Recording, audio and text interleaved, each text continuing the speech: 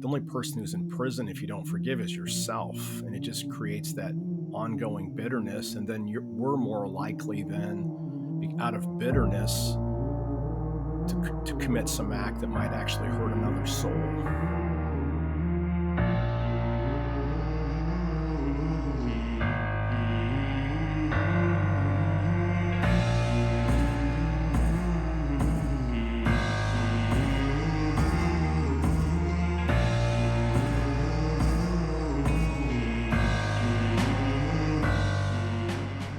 Hello, friends, and welcome back to the Strong Stoic Podcast. I am your host, Brandon Tumblin.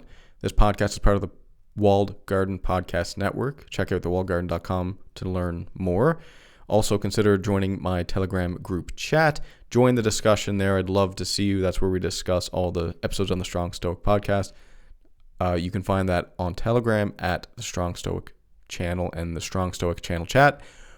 Check out my Patreon if you would like to support me there. It's not expected, but it is deeply appreciated. Finally, you can find my articles on Medium and the Stoic Gym. Allow me to introduce my guest. Today, I have the absolute privilege of speaking with Dr. Brian Russell. Brian is the author of the new book, Centering Prayer. Sitting quietly in God's presence can change your life. He's an award-winning professor of biblical studies and a transformational coach for pastors and spiritually minded professionals, and he also hosts the Deep Dive Spirituality Conversations podcast. In this episode, Brian and I discuss Aleksander Solzhenitsyn and his philosophy. We discuss the spiritual journey, which we deem really the existential journey. We discuss losing faith, finding faith again, and much, much more. I absolutely loved this conversation with Brian, so I hope you dig it too. Without further ado, please welcome Dr. Brian Russell. Thanks again for taking the time to come chat with me. I'm really excited about our chat, and I really last time we spoke, there was a couple avenues I thought that we could go down, but I think just to kind of break the ice and get started, we both have a mutual interest or mutual respect, I suppose, for Solzhenitsyn. And I have the abridged copy right here. And this book has been very profound for me. It's influenced me in many ways in how I think about all kinds of things, politics, but philosophy, psychology, everything. And he's definitely one of my historical heroes, and people are probably tired of hearing me talk about it. But I want to open it up to you. What has this book done for you? What have you learned from it? What's the big takeaways?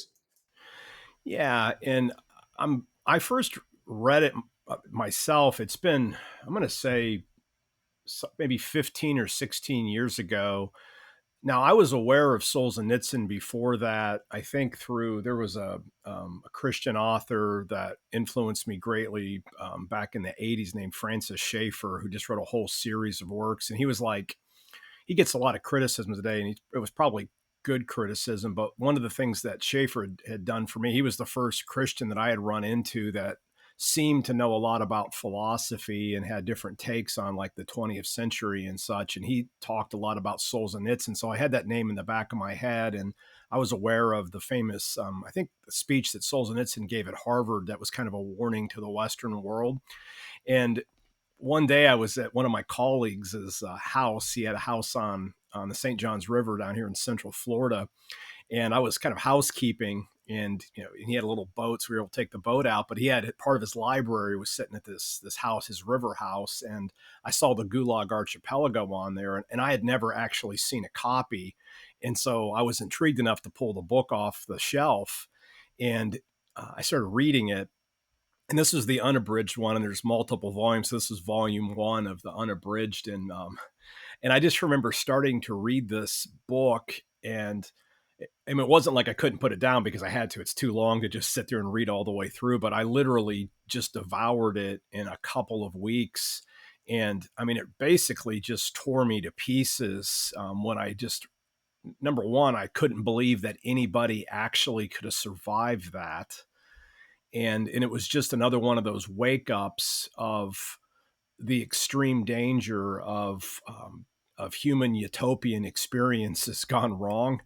And I suppose my own Christian values. I mean, one of the core, I think, Christian doctrines is the idea of, of human fallibility and human sin. And when I read the Gulag Archipelago, I just thought, good Lord, this is human sin on just an epic level. Um, and with the irony being of all the promises that Lenin and even Stalin and these Marxists who took over Russia. And again, there were plenty of problems in Russia, which, I mean, that's why they were able to gain power. But just in a sense, uh, they gained power and then essentially turned the power on first the very people that helped them, and then literally millions of people died in the name of progress. And that just struck me. And obviously I'd already known about the atrocities of the Nazis, which was a different sort of ideology, and then also knew about the atrocities of China during the the Mao years, and beyond, even up till today, with some of the things that are happening to some of the minorities in China. And so that the book just graphically, if you've read it, tells all these stories. And so Solzhenitsyn told his own experiences, and then you also have the stories of all these persons, both some who lived, some who died, that experienced torture, false accusation, just the terror of a state, and then these horrible prison camps that were scattered out in just absolutely frigid areas in the northern and far western parts of what was the Soviet Union then. And so, again, I've been shaped and always been kind of afraid of big political movements, even if I thought I might agree with one of them. And so and I think when we first met, I shared my favorite quotation, and it comes right out of the Gulag. It's that uh, remark, if only there were evil people somewhere insidiously committing evil deeds, and it were necessary only to separate them from the rest of us and destroy them. But the line dividing good and evil cuts through the heart of every human being, and who's willing to destroy a piece of his own heart? I mean, I have a whole series of quotes that I like from that book, but that's the one that I always go back to whenever either I think I'm really right and others are wrong, or it seems like movements in our world seem like they're right. And we're in one of those periods now where I think Solzhenitsyn probably needs a fresh reading, because there's so much animosity between at least in the United States, between the political sides now. And a little dose of that quotation, I read that whenever I need to be reminded of my own frailty, my own finite perspective, and even my desire to label somebody else as wrong. Man, there's so much there that I want to pick apart. I had the same sort of experience, like when you said it breaks you into pieces. Like that book for me, there's several books that did that for me. Carl Jung does that for me quite a bit as well. Dostoevsky, but Solzhenitsyn in the Gulag Archipelago, it was just, I mean, Jordan Peterson described it as like a scream. Like the whole book is just a scream, and you're reading this thing. And what struck me as just crazy is I didn't really understand how fast that stuff happens. Like you look at like the Holocaust and how this stuff progresses over time. Everyone makes the assumption that it's not going to happen here. Everyone makes the assumption that, oh no, it can't be that horrible. Like Solzhenitsyn's describing how police officers would basically just come up to random people and they would just arrest you for whatever reason because they wanted labor. And the people would be like, okay, well, I didn't do anything wrong, so clearly we're going to get this worked out. And then they would slowly lead you into this room, and then they would torture you and force a confession, and then you'd be in the work camps. And the way he described it was so realistic to me. Like I could see that. I could picture myself going out into the world, and then all of a sudden, police officers come over, and that whole process of how fast things can just fall apart as we know it. So it gave me a really deep appreciation for what we have here in the West. And like you, it also made me very wary of political movements. And even I had the same thought of you as you. Even things that I agree with, even political movements that I agree with, I'm still like, okay, actually, is this the right thing? Because things are rarely as they seem. And I think Solzhenitsyn really put the reality into the situation for me, as opposed to, you can read about atrocity, but when you read about how it forms and how it gets there, especially by someone that can write like he does, it gives it a whole other meaning to the whole thing. So I'm glad you brought that up. That's awesome. How do you feel? So that line, the line dividing good and evil, and that's a line that a quote that sort of gets brought up quite a bit. How do you see that sort of manifested today? I know you brought up the current environment. I think you hear it in rhetoric, and and I go on social media less and less these days, just because I always feel dirty, especially on Twitter, even Mm, because it's just so short and you get these snippets, and it's just like people play gotcha games online, which may be all just fun at some level for somebody, but you just sense that as I've gotten older, I'm actually I'm going to have to say this is probably hyperbole, so hopefully you have to back out of this, but I'm very nervous, if not terrified, about anyone who's absolutely certain about pretty much anything. Just because I just think that's so dangerous, and that's where that if only it were easy, there were evil people, because obviously we all are at some level, at least in my worldview, we're all capable of evil, right? And I'm not like on if you were going to lay me up, you would line up all my deeds. I've lived a reasonably decent life, and I've tried to treat others the way I've wanted to be treated. But obviously, there's three or four things that if I could back out of, I wish I would have. And I'm not talking about crimes or anything, but just stupid stuff that I wish I got to a point. If I could go back, I'd have went a different direction in my life. But and those things have humbled me profoundly. Um, and I recognize my own fallibility and my own, self interest in lots of different things. And so when I look at when I just look at the way that like I mean, again, I'm in the United States, just the political parties now talk about each other, and good, bad, or ugly. I take sort of a neutral stance, so I get either the privilege or the or I would say the curse is I get all the mail from all the political parties because I think I'm an undecided voter, and I get the fundraising from both sides. And you see the absolute worst in all the movements by the way they try to raise money by essentially demonizing how dangerous the other side is and what a great threat to everything the other side is. And if you only give us money, we'll protect you. Right. And so it's those quotes like that. You're thinking, like, if it really was just easy, if we only just gave all of our money to one side or the other, everything would be great. And, if you live long enough, and I'm not a cynic because I love the United States. It's been good to me. Again, it's not perfect. And that's the whole thing. It's never perfect. And I listened to one of your previous podcasts, and you guys were talking about utopias and such. And we all want a utopia, but my utopia starts when I can love my neighbor really well, even if they disagree with me on something. Because that's, I think, where the dangers are today. We sort of mythically lay out these divisions, and then the dangers, even as we're all so secluded, that we forget that, if we want to have a great country, whatever your country is, it starts with, can I love the person who lives right next to me, even when they annoy me? Can I get along with maybe a disagreeable person at work? Can I get along with people in my family? They always joke at Thanksgiving that people have fights now. It's like, well, can I go have Thanksgiving with my family, even if they voted for somebody I don't like? And to me, it's those little small areas where we have to recapture the sense of the other, let alone the person that lives on the other side of the country that I'll never meet, but I think I dislike because of their politics. mm. It seems to put a weird wall in between people. I've seen this when Trump was in office. He was very polarizing. I know people Yes. have polarized views about him, but he was certainly a polarizing figure. And I've seen people meet, like you're in the grocery store and you see two people talking, presumably for the first time, and they seem to get along. And then one of them will bring up something about Trump, and then it's like, "Oh, you're a Trump supporter," and then there's just this wall here between them, and it's certainly disheartening. This whole idea that we can just get rid of the evil people.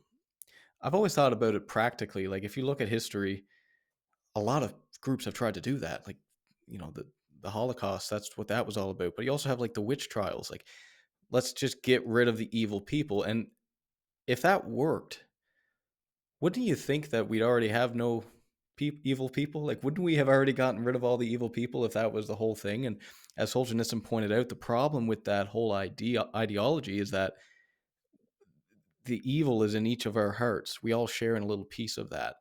And I'm fascinated by this idea of, the shadow of Carl Jung's The Yes. Shadow, and also like how we all actually have a piece of evil, and we're somewhat, I think, for the most part, unconscious of it. And as you go through life, you become more self-aware. Hopefully you become more aware of your own insufficiencies. I'm curious how you think about that particular thing, like how people can, I don't know, manage that or deal with that little bit of evil that they have within them. And then also, like, do you think you really get away with anything like that? Like you mentioned you have some regrets, and I certainly do as well, from a certain perspective. But it's a question, like, do you think you actually get away with anything? I think the answer is ultimately no. And like my regrets, I've talked on other podcasts and stuff. It's like I went through a really difficult divorce, where in some ways it was easy just even publicly for other folks to just blame my ex-wife because she left me and my kids, and in a sense that just gave me this pass. And even as a Christian, as I've been a pastor and I teach at a seminary, we're not supposed to get divorced, but I got the biblical divorce because my former spouse left, right? And I tried, and again, this I'm not going to sit here and say I was a terrible husband because I wasn't. I loved her the best that I could, but the very fact that she, for whatever reason, ultimately she decided that she didn't want to be married and left, that made me victim, and I got a great deal of sympathy.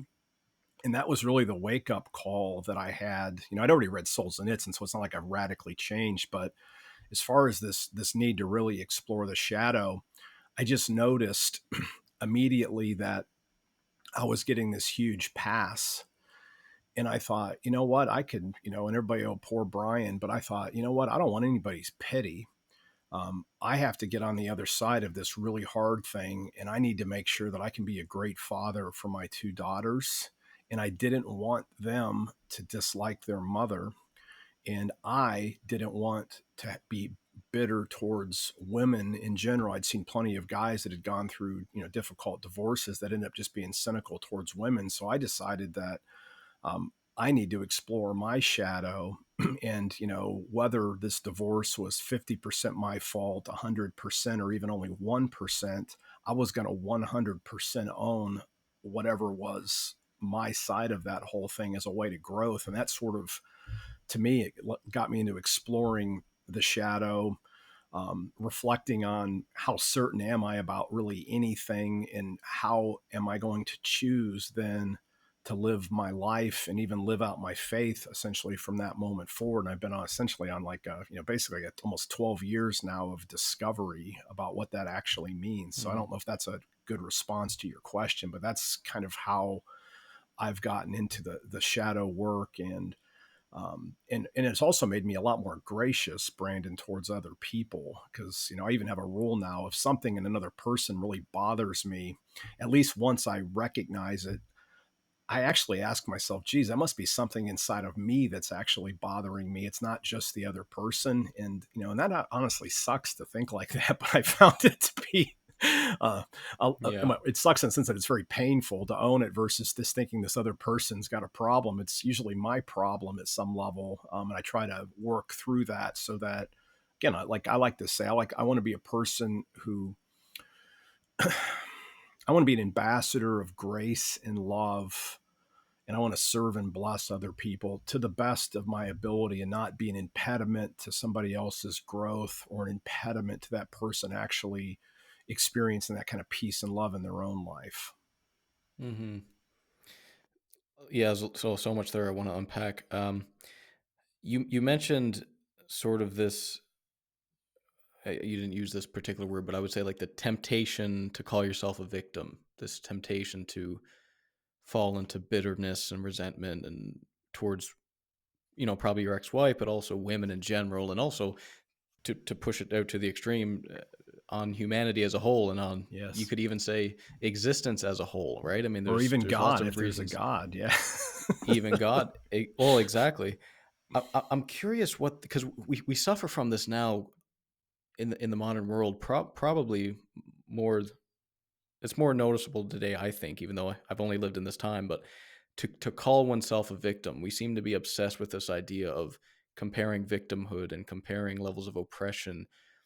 And I've often tried to figure out, like, what's the temptation there? What's the benefit to that? And I'm curious if you have any insight onto why that temptation is there in the first place, to call oneself a victim.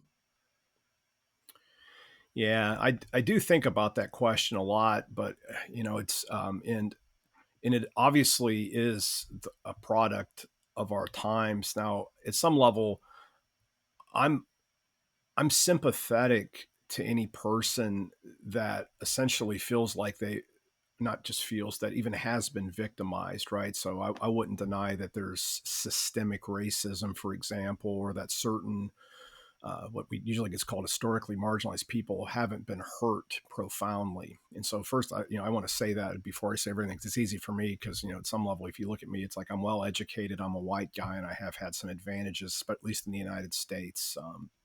Again, I'm from Appalachia essentially, so it's not like my people were the ones that were killing it down here in the United States for the most part. But I know that my life has gone a certain way in some level because of the fortune of birth. So let's just say that. As far as why some might be attracted to victimhood, I th- I think at some level we're end up all being a product of the books we read and the people that we've had the privilege of being around. And so I think for some folks that's what is modeled, I think. And I don't say that, I don't want to come off sound like judgmental either when I say that, but I just think sometimes we think that's the only way that we can be. And yeah, so let me just stop there because I don't want to overspeak. So I'm not, if I don't know if you want to press me a little bit more, because I'm not 100% sure. Other than I know that when I look, like when I read, say, Marcus Aurelius, the thing that struck me about like meditations is he starts off with that first chapter where he just is grateful for everybody that helped him, right? And obviously he's the Roman emperor, but then you could take an Epictetus who was a slave, potentially had his leg broken while he was in slavery. You take those two as extreme examples within, say, the Stoic movement. Neither of them would have owned the label of victim because I think they were taught a more empowering vision that it's not pull yourself up by your bootstraps. That's not what Stoicism is. But they got a vision of life where they realized that despite their circumstances, they had moral agency. And if you have moral agency to at least control your own mind, you can never be a victim of anybody else. And I think Western culture, we've lost that message. And I think people don't want to be victims, but the resources, the ideas, the empowerment message, which isn't easy either, right? Because if you're stuck in a really difficult situation, it's not like you flip a switch and suddenly you get freed, but it's Right. about learning first to free your mind in your circumstances and then deciding what it's going to mean ultimately. This is like Viktor Frankl language now. And yeah, and then modeling the kind of life, the kind of person that you wish everybody was, regardless of whether or not other people are going to reciprocate that. And I think that's the position that that's the kind of teaching that I think our world lacks right now. Yeah, I would agree, and it's so hard. Sadhguru actually has this quote that he says that no matter how they are, this is my way. And that's always struck me every time I see that. There's a video floating around of him talking about that. And that always strikes me so hard because it's so easy when people are rude to you or arrogant or they talk down to you or they even if they harm you, it's so easy to reciprocate that. But it's as Epictetus, as all the Stoics would say, it's like you have to maintain that agency. And sure, if that's how they want to be, they can be that way, but that doesn't mean that that's how you have to be. You can choose to be however you want, and that's really what at least in the Stoic sense what life is all about. I do find it funny that in Epictetus's writing, he often calls others slave, and he uses it in the way of you care about other people's opinion of you, like you're a slave. And I found that just so astonishing because he was an actual slave, but in his mind, him being a slave, an actual slave, wasn't in his control.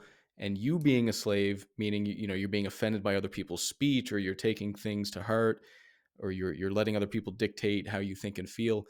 In his mind, that person was more of a slave than he was, and that idea has always inspired me.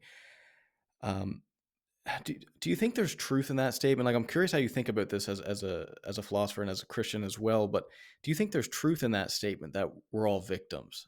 Because you can certainly have the perspective that you know we're not victims, and that's certainly the Stoic sense. I think at the same time, what can be enlightening is to realize that as a shared uh, as shared humanity, we also are all victims in a sense. We're all mortal. We're all going to die, and they're sort of paradoxical views. But I think in some ways they're two sides of the same coin. Because there's clearly some truth in that statement. People say I'm a victim. Well, you probably are a victim. But the question is like, what do you do about that? I don't know. How do you think about that? Yeah, I mean, there's no question that everybody at some level is victimized and hurt. Like one of the things that I talk about spiritually, and I do this with a lot of my coaching, is I talk about most of us are oppressed at least by what I call the unholy trinity, which I would call fear, guilt, and shame. The idea that there isn't enough, I'm not good enough, I don't do enough, those kind of lines. And so, in a sense, yeah, we're all victims. We all have a story, and I would say that you know I think everybody has a right to be heard. Again, you have to find the person who will listen to your story. So I don't think it's a problem. I think it's important, actually. We don't want to whitewash the past, and we need to own it. I mean, that's what a book like the Gulag Archipelago does. It doesn't whitewash anything at all. And then he even reflects on himself, on his own, the ways that he even got himself involved in these movements that ended up turning on him and such. So I think we need to have an honest conversation about the past, and that can include naming people who have been victimized by power. I think that's super important. Now, and this is where my Christian faith comes in, though I don't think this has to just be a Christian value. And I think a lot of the culture underneath of it in Western culture, there is this value. It's like, regardless of the fact that we've all been victimized, the more important lesson is every single one of us has profound dignity. And I think that comes as a kind of a Judeo-Christian value, the idea that every person's created in God's image, and in a sense is not only worthy of love, but at least the way that I think about God is that God loves every single one of us unconditionally, right? And so, like the Apostle Paul in the book, in his letter to the Romans in chapter 8, he talks about all the things that might separate us from the love of God, and he just lists a whole series of difficulties that we experience. But then he has that kind of famous verse, but in Christ, we're more than conquerors. Now, a conqueror and a prevailer is a completely different category than a victim. And so for me, it's just, I have no problem with a person owning that part of themselves that's been victimized, but I'm always interested in is like, okay, what's the trajectory, and can we get you to a position where, you've prevailed?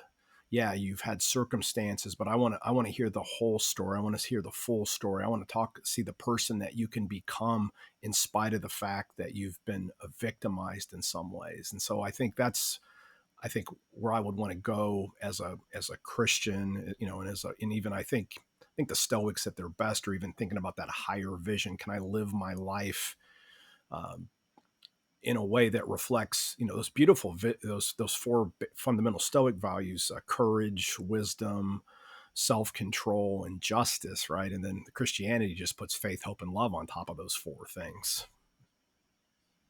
Right. Yes. Yeah, that's beautiful.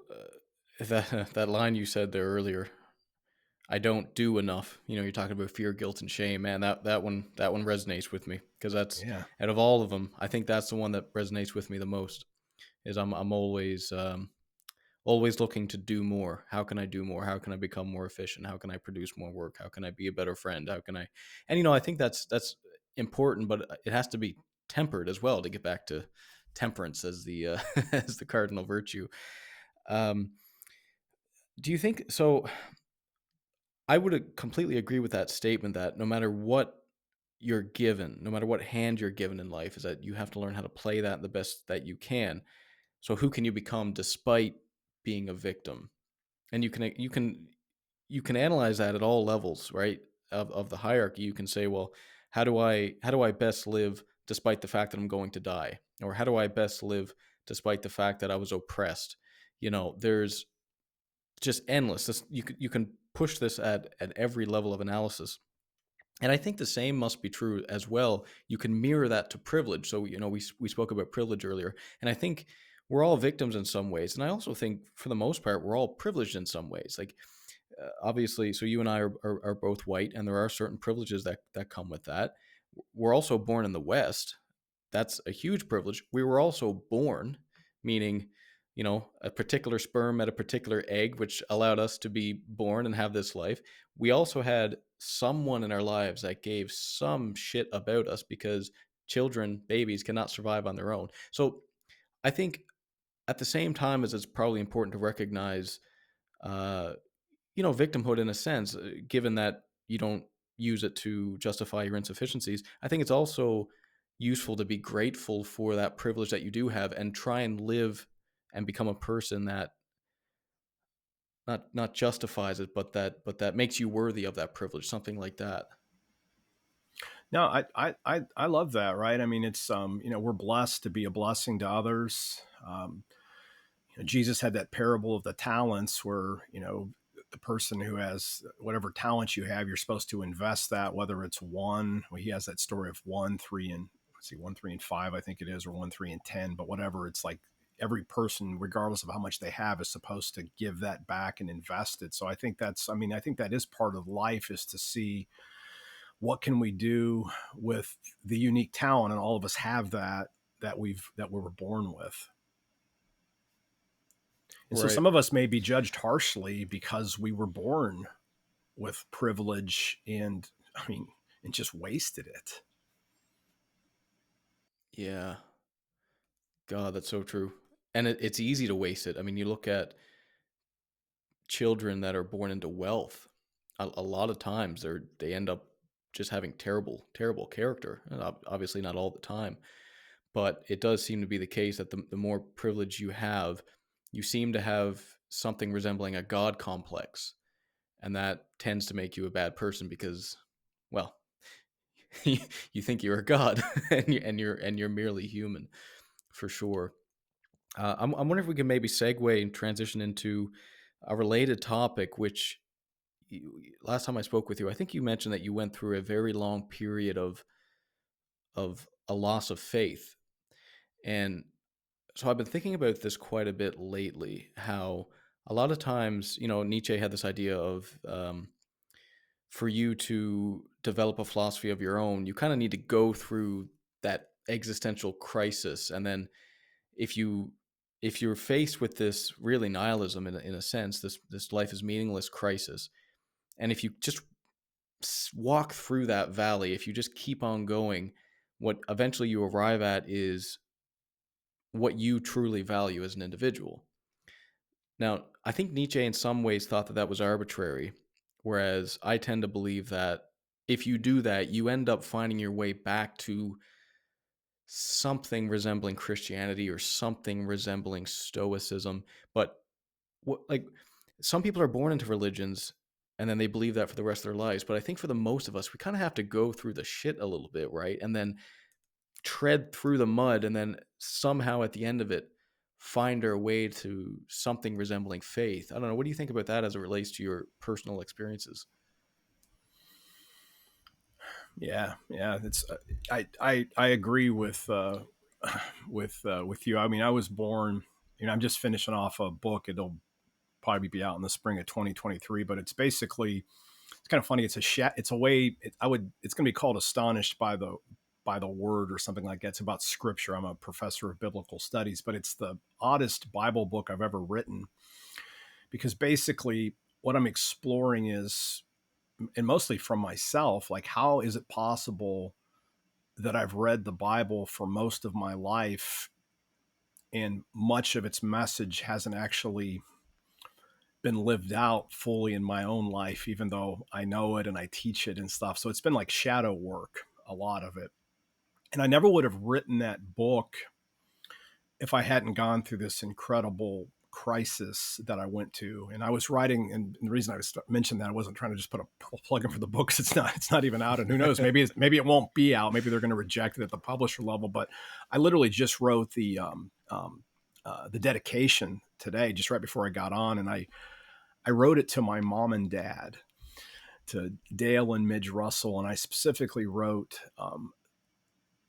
for reading the Bible as a couple in front of me and my brother and taking us to church from a young age. Because I never could have written this book at 53 if I wouldn't have started out in a place where I saw my own mom and dad modeling the very life of faith. And they still read the Bible. They're 77 and almost 78 years old right now. And they hadn't had a perfect life, but they stayed together, married, and they've read scripture and attended church basically since I was 5 years old. So 48 years at least. And I got to watch them. And so that's how I grew up with it. And uh, Paul Tillich, who was a 20th century theologian, very prominent and very intellectual, he has a quotation. This is attributed to him. I've never been able to figure out where he wrote this, but a good friend of mine says that he has this somewhere in his corpus. But he said a theologian is someone who stands between superstition and pure science. And there's a space. And even if he didn't say it, I love that. And so to get back to kind of your question, I've sensed that we start off with beliefs that I saw my parents, I saw my pastors when I was a young boy, my youth pastor modeling these things out. And I found real meaning in that. And that meaning took me in my own life on a quest for knowledge because I always wanted to know more, which is the irony that I felt a call to ministry, but it's like I had questions that nobody could answer. And so I ended up going all the way and doing a PhD and then being hired. And I've been a faculty person. I've been teaching others how to read the Bible, mostly pastors, since 2000, right? So this has been basically my whole life of these studies. Yet at that fundamental time, and I'm going back to 2010, so like 12 years ago, when my life essentially blew up in the life, and there were cracks before. That's a whole longer story, but that moment, my faith essentially just turned off. I mean, this part of it was the grief process, but I was running on fumes, and I basically just taught for a season. By playing old tapes that I knew. They were my old greatest hits package, and I had all this stuff, and I could still do that today. And I realized the scariest thing for me during that whole time of loss of faith was I realized I could have kept doing exactly what I'd always done, and the students never would have known what was on the inside of me and how much pain I was in because nobody did. Seminary protected me. They were kind to me. And again, I'm not on here to say I was a hypocrite or anything because I was going to resign if my faith wouldn't have come back together in some way. But I just recognized that for the first time in my life, I had agency. I had a date with this woman when I started dating again, and she was kind of at a different perspective on faith, and it was really funny because she really wasn't that strong of a Christian, and she just looked at me and she goes, you know what your problem is? It's always been easy for you. But now, for the first time in your life, you have to decide if you really believe. And if you really believe, you're going to come out of this thing stronger than you ever have been before. And it was just so funny that I get this word from this person that wasn't, she wasn't a pastor. She was a struggler herself, but I've never forgot that word. And she was right. Not in the sense that maybe I'm stronger, because some people would say I'm more like a doubter than I did. But it was that going through like a fiery experience when everything burns away, you decide what part of your faith was just superstition, what's actually provable, and you're still in this middle place somewhere, but you actually just get down to the bedrock values of what's really true, and what am I really going to commit my life to, and can I model that? So let me stop. I mean, you're talking to a professor, so I can just keep on talking. So I'm kind of rambling, but hopefully there was a coherent thought rolling through all what I just said. And thanks for the chance to kind of share like at this deep level too. I appreciate it. Yeah, no, it's absolutely beautiful. So much to so many threads I want to go down there, but that story with that person that you went on a date with, and they kind of give you this really the smack of truth, but kind of delivered with compassion as well. It just it reminds me of the book by Dostoevsky, The Brothers Karamazov, where you've read that book? I see I, your no, my daughter loves Dostoevsky, so she's okay. read the only part of that book that I've read was that Grand Inquisitor section, the famous Yes. argument. I do know that, and I've read a chunk of Crime and Punishment and some of the underground book, but I can't say, I'm not going to get Yeah. under and say I've read all the way through any of his books, other than my daughter loves Dostoevsky, so she's always telling me about him. They're really long, but there's this scene. I'll explain it really quick because it's exactly what we're talking about here. Where this character Alyosha, which is kind of like the Christ figure, right?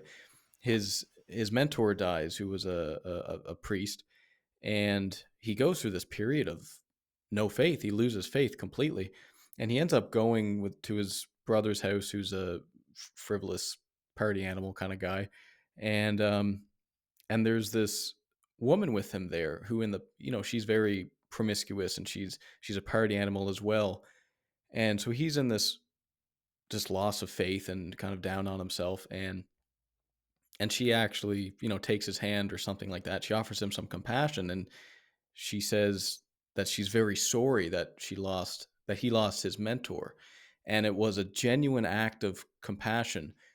And what this did for him was it made him realize that goodness is found like not up in the clouds, but it's like right here in between each and every one of us. Like up until this point, he was all about the church, and he was all about this mentor of his and this priest, and he wants to do this and he wants to do that. Meanwhile, he's completely missing all the goodness that happens in our day-to-day lives.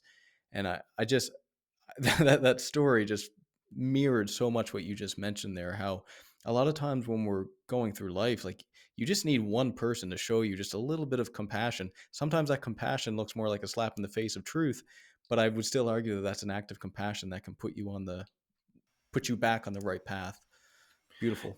No, I mean, I really, when I think about the two or three kind of jolts that I got during that period that didn't fix really anything in the moment, but when I look back, I consider these actually almost I don't moments of grace from God that put in the, like you just said, in the irony was I didn't get it from the people that I respected the most, and I have no complaints against my Christian friends, but I was unconsolable, and at some level my faith was even hurt worse by what a couple of my friends acted towards my former wife. Like, I mean, just tell a horror story here. This is why I almost lost my faith. Was a person I respect a ton, and I'm never going to name them publicly because this was a private conversation. But they were asking me, like, what have you told your daughters about their mom? And I'm like, I'm not telling them anything because they need a relationship with her and she loves them. And he goes, no, you must tell your daughters your ex-wife is going to hell for what she did. And I just remember sitting there thinking, like, holy mackerel. It's like, yeah, I got hurt in this whole thing, but wouldn't want that on my worst enemy. And that was like a transformational moment in the exact opposite way that this person wanted it to be, because I just thought to myself, it's like, you know what? I don't want anybody to go to hell. And I don't even want to believe in a God that would just fry somebody for, again, making a decision that I'm sure that's going to be regrettable long term. And so it's like, it's just really interesting. And so I learned a lot about God's love from unexpected sources, and that's carried with me to today. And I loved how you said it, that it ends up just being ordinary relationships, because basically, from as I put my faith back together, it's been for me essentially adopting Christian mystical practices, mostly like what's called contemplative prayer or centering prayer. So I spent a lot of time basically in silent meditation. And by doing that, I just saw, my own certainty just run right before my eyes and basically just essentially disappear. And instead, what I discovered was that underlying, I think, the universe is actually love. In that, in my previous faith, I did authentically love God, but it was with my mind. It was my own idolatrous ideas about who God was. Some of them were truthful, and some of them were my own just crap that I was projecting up on a bigger figure. And then I realized that I just have to embody my faith every day, and that I don't really love God unless I can be like Jesus, who, when he was getting crucified, flat out looked at the people who did it to him and said, Father, forgive them, for they know not what they do. And if I wasn't able to do that and love my enemies, then I probably don't really love the God who exists, if God really does exist. Yeah, that's. Oh, I mean that's. You see that on television sometimes where people will say something like that. Like you're going to burn in hell or you're going to hell, and it's just. I think you really need to read at least that section of the Brothers Karamazov where Alyosha loses faith, because that's actually exactly why he lost faith, because when his mentor died, the other priests in the church wanted his position. So they started basically talking shit about him as soon as he died. And then it was kind of like the same thing. Like, here we're supposed to be the representation of divinity and divinity in the world. And here you guys are bickering about power and that's really ultimately what caused him to lose his faith. And it was that ordinary interaction. But that forgiveness, I'm always inspired by people who, have been through something like that, like what you've been through, and to still say, well, you know what? Like, I'm probably still upset with her and I'm not happy with how things ended, but she doesn't deserve to burn in hell. Like, let's take a minute here and remember that underneath all of this, all underneath all of our interactions with people should be this baseline of forgiveness, or at least of understanding, at least of humility, to recognize that, geez, maybe if I was in the same position, I would have done something similar. And I think that that's humility, but I think it has to come with this forgiveness that just has to be constant. It always has to be running in the background. It's an idea I took from Josh Bertolotti, which I know you've been on his podcast a couple of times, but he really distilled in me the importance of just having this forgiveness always running in the background,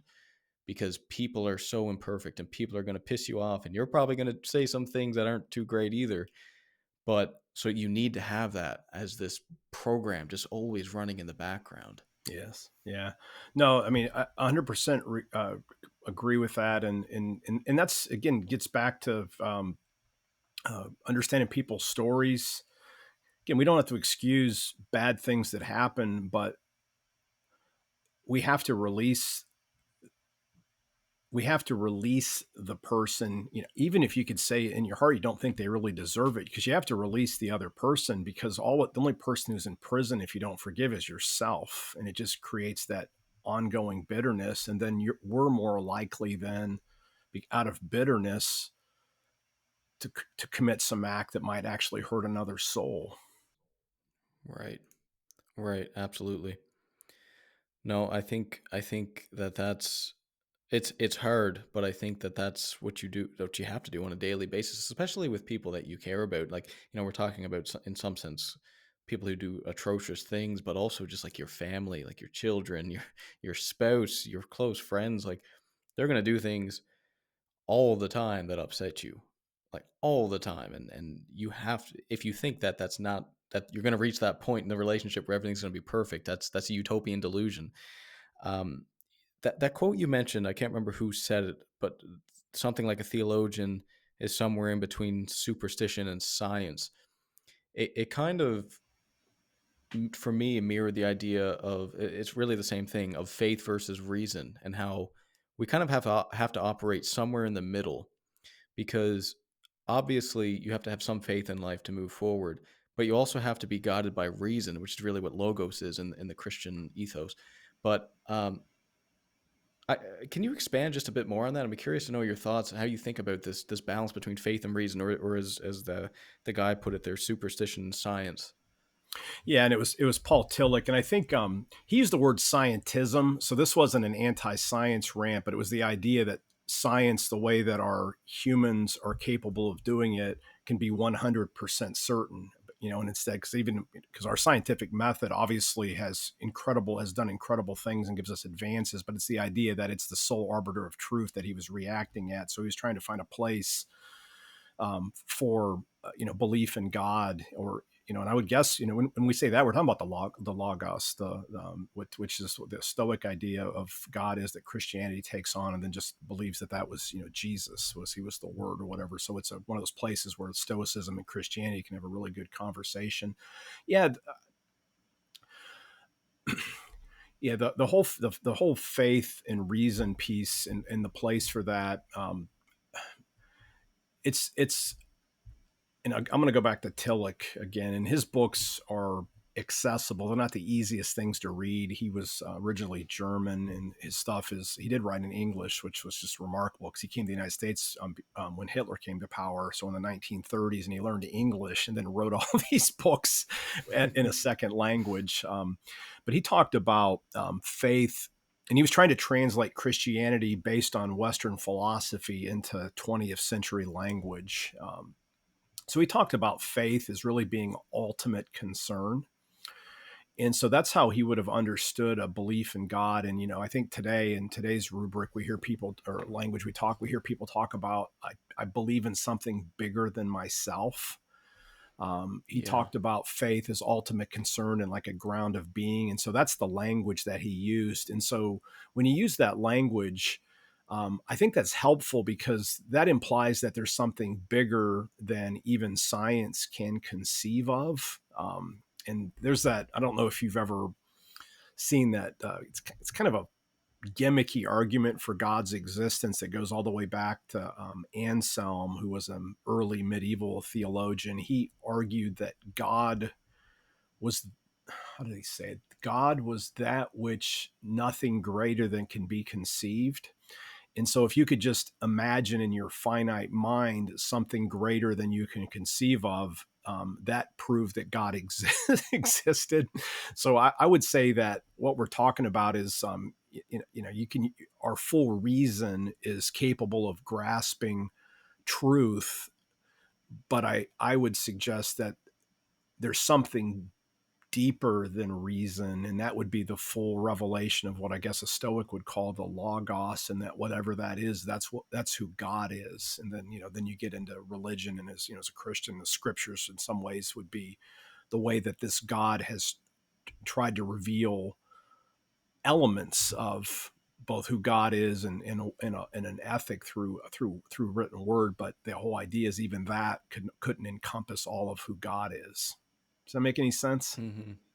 Yeah, yeah, for sure. It's a very complicated topic, Uh, but I do find it funny that obviously, I mean, I'm an engineer, so my job is to use scientific principles in the real world, right? So like, Yes. science is all that for me. But at the same time, I think we often forget that for you to even practice science, you have to take some. There has to be some value in terms of what you study, right? Because there's like so many things that you could possibly study, yet we tend to sort of gravitate towards, I mean, health is a big one, right? So we take nutrition. Well, that's important, but why is it important? It's because we value our health, and that's why we study it, right? So all of science fundamentally does have to be guided by a particular value system, and I'm not so sure that we can easily separate fact and value, which I don't know. It's a very complicated thing, but it really is the same idea of faith versus reason. It's like can we objectively study the world without any value or without our own preconceptions laid on top of it? And I don't think we can, because even for you to start something like the scientific method, you have to start with some value. We have to value data. You have to have value objective reality, objective truth, and then that unlocks you to the ability to use science in order to make the world better. But I think we try and separate these two, but I don't think we can. I think they're two sides of the same coin, and fact and value sort of have to go forward in time. Which again, like as you mentioned, it's really what logos is. Yeah, and and there's a theologian. He's British. His name is N.T. Wright. He goes by Tom Wright. Some of the listeners may have heard of him. He's pretty prominent if you'd go looking for him. And he has this great illustration. He debates. He's a New Testament scholar as hard, but he would debate a lot of more skeptical scholars about who Jesus really was. And this is a metaphor that I think maybe answers another metaphor that can be helpful in this faith reason. He talks about imagine your life, faith and reason as a house. With a basement. So again, in Florida, we don't have basements because the water table's right there, but you got a house with a basement. He said, if you only use faith, that's like living in the attic. Or maybe if you only live by purely values, just asserted values, that's a life that's lived in the attic. If you limit yourself only to things that are absolutely provable by science alone, facts, if you will, that are undisputed, in a sense, that's living in just in the basement. But what we really want to do is do the difficult thing, live in the house, which is the ground floor. And so, in other words, our values that exist kind of floating around up there, they need to ask hard questions about the facts that are coming out of the basement. But simultaneously, the stuff that's going on in the basement needs to ask legitimately difficult questions about what's the real basis for the values. And if you can have that tensioned conversation, that's what Mm. I think a relationship between faith and science would be. And I've always found that to be really helpful. And that goes back to, I think it's the book. It's called The Meaning of Jesus by, I think it's N.T. Wright and Marcus Borg. They were having a dialogue about the historical Jesus, but you don't need to read the book to get that illustration. But I believe that's where it comes from. Right. I love that, man. I love that because even if you do, even when you do arrive at scientific facts, then the question becomes, well, what do we do with that? Yes. Yeah. How do we act with that knowledge? And without a value system, like facts are just facts. But without a value system, you can't actually use those facts in the real world. Yeah, that's fascinating. That's I love that. I've been wrestling with that idea for probably about 2 years now, trying because it's I think it's like it's really you just see that reflected so much throughout life, and it's really built into the Christian ethos as well as the Stoic ethos. People think that Stoicism is just all about rationality, but there's a deep spirituality that's embedded in that people take for granted. And you seem quite knowledgeable about Stoicism as well, and also like kind of the history of how that's progressed into Christianity. Um, what would you say? I'm curious because I've thought about this quite a bit too. Like in terms of I've always thought of Stoicism as, in some ways, the foundation of Christianity that Christianity sort of built the house upon. Now, obviously, there's differences, right? And they added in some of the theologian virtues. But I don't know how do you contend with these two different philosophies that you seem to have an appreciation for both? Yeah. Yeah. I don't see them like, different people take different takes on these things, obviously. Stoicism was incredibly helpful for me when I was trying to put my life back together. I first ran into Stoicism. I used to listen to a podcast, well, still do sometimes, by a guy named Tim Ferriss, and he talked about Mm. Seneca's letters quite a bit, and it was just interesting when I first came into Stoicism from Seneca, so I read all of his letters, and I was just amazed at the wisdom. And in fact, I used to write my daughters a letter once a week because I was trying to pretend like I was Seneca and they were Lucilius, but I pretended like I was an old cat and they were my kittens. And so I did these little dear kitten things. But I love this mentoring thing. And then I saw in Stoicism what I would call a system that would let me operationalize some of the things that I said I actually believed, but I didn't know how to live those out. And just being curious person, I forgot how I got into Epictetus, but as soon as I read Epictetus, and I think I started with the handbook like most people do, but I immediately thought, this guy sounds like a Christian. And I found out that in the monasteries, and that's why how a lot of these documents are preserved anyway, Christians preserved it. They were reading Epictetus. And I thought, if you didn't know that Epictetus was a Stoic, um, you might think he was a Christian who just never talked about Jesus and was trying to teach an ethic. And so I was immediately struck just by how Christian Epictetus sounded, at least to my Christian ears. So I've never had Right. a really hard time um, um, seeing there was a tension, though. Like you may have seen, where's that book at? Like this guy teaches at Duke University. He wrote this book, One True Life. Now he does argue these are totally different systems, but I actually am more sympathetic to what's his name, Massimo. Oh, geez, I'm going to get his name wrong. Pa- Pagliucci, Yeah, something yeah, I'm like. going to let you say his. Yeah, because he argues against this guy from Duke about Epictetus a little bit. I'm actually more sympathetic to the Yeah. Massimo's arguments there, but I flat out love Epictetus. I found him to be super helpful, and so it makes sense. And geez, I have other books downstairs. I've been reading Pierre Hadot as well. And Yeah. what's the book? Is it Spiritual Exercises or something? He has a famous. I mean, I've just been reading it, but he basically argues that Christianity just takes over the spiritual exercise tradition of ancient Greek philosophy. And I have to say, as a Christian, it doesn't actually bother me because you can go back and look at the practices. And so I have a really positive view of Stoicism, and I don't see it necessarily contrary to Christianity, with the sole exception is none of these persons had the opportunity to know who Jesus was, just because they didn't, because of pure history. And that Christianity took, again, there are four cardinal virtues, and there's some slight redefinition in light of who Jesus was and did, but then that's the bedrock for Christian theology. So I've I would say, I would say I'm an example of a person who was in a faith crisis, who was helped to rediscover his own Christian commitments by reading, Yeah. especially Epictetus and in Seneca. It's always funny. I'm rereading Marcus Aurelius again. He's never been my favorite Stoic. I would say Seneca and Epictetus are my favorites, with Epictetus ahead by a little bit, and then for whatever reason Marcus is, like him, but I haven't enjoyed reading Meditations to the extent that I've read those other ones. And I've just read, what's his name, Rufus Musunius or whatever. It's just a really Hmm. little thin volume, and that was Epictetus's teacher, and I've really enjoyed reading his the few fragments that are left from his work as well. And I found that that's actually strengthened my faith and given me those I call them spiritual exercises, negative visualization.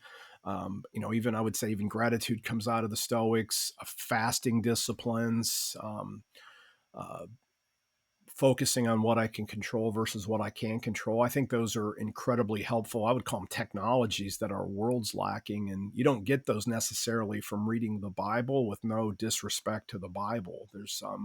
But if you Hmm. go to the Christian tradition, you find all of these spiritual formation techniques that were taught, and a lot of them you can trace their roots right back to the Greco-Roman philosophy, and I think that's really cool, actually. And if there is, if no, if I believe there is a God, but let's just say if there is a God, you would expect there to be some continuity with the rest of humanity. So it's not just like this made up thing that gets dropped in that has nothing to do with human culture at all. So I find it actually encouraging that there's these such tight connections. Yeah, yeah, for sure. And as you mentioned there, right at the end, philosophy as a whole, let's say philosophy as a way of life, how to live, religion, Yeah, that's the let's book put that that actually all. Philosophy is a Way of Life by Hadot. That's what it was called. Yes, yes, yes, yes, yes, that's right.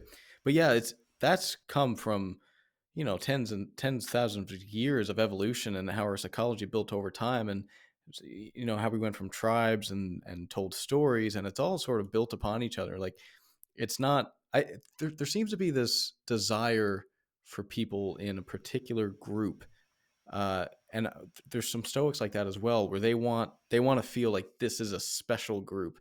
And I mean, I've read Taoism, I've read quite a bit of Christianity and Stoics, obviously, even like Epicureans, which are like they're the group that goes against the Stoics, quote, quote. But I find so much overlap in a lot of these traditions. And of course, there's important, vitally important differences. But to think that like there's no overlap or that there's no congruence between these two, I mean, I think it's just maybe it's like an ego that you want your particular philosophy to feel special, and it probably is special to you, but that doesn't mean that it's universally special. Uh, I guess just getting near the end here, I want to ask you. This is a question I try and remember to ask at the end of every episode. But what gives you meaning in your life? Yeah, yeah, and this is yeah, what gives me meaning in my life is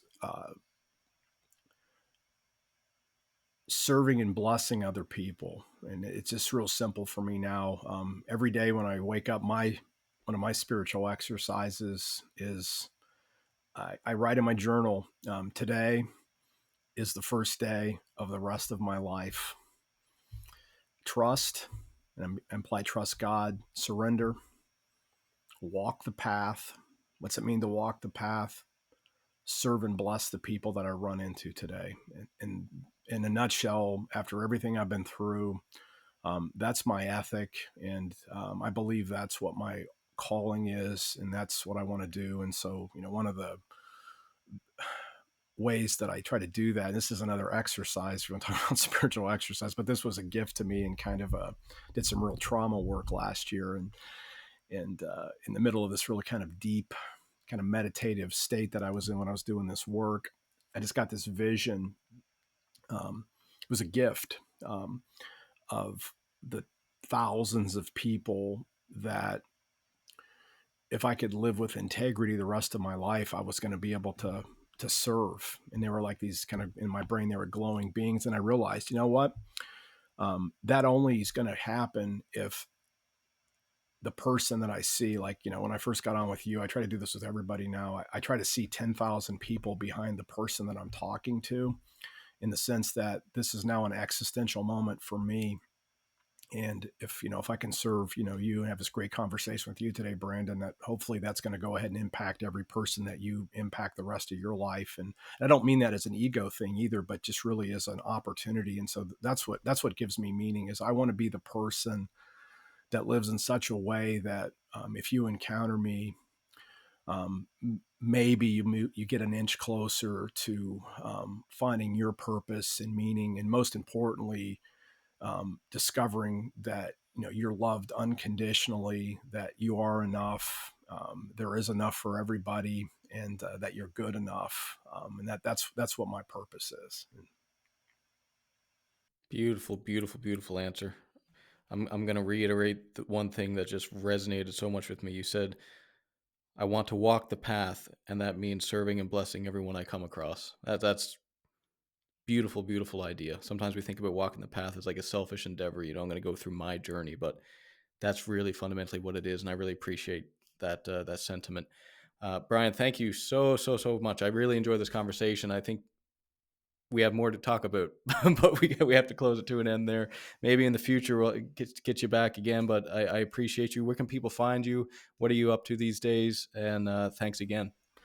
Yeah, thank you. And again, thanks everybody for listening. But I really appreciated the conversation and the deep questions and just the privilege of sharing some of my story with you and with everybody that's listening.